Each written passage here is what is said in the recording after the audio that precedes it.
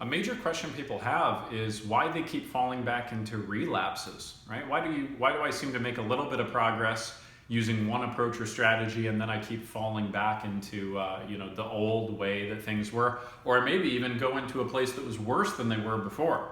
And the answer to this is that, firstly, most methods that you're going to be using are really meant to address symptoms, not the source. And that's an important thing to address, right?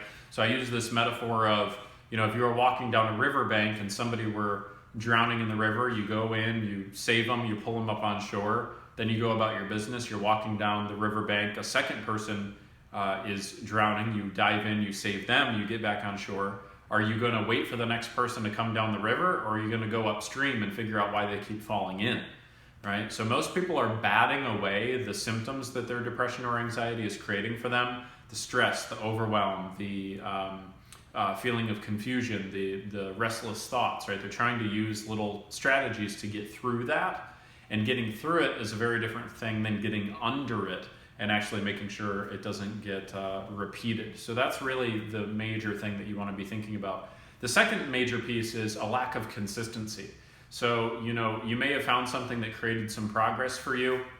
Most methods, again, are aimed at coping. So if you're consistently using them, you will consistently cope, but you're not going to get the problem solved.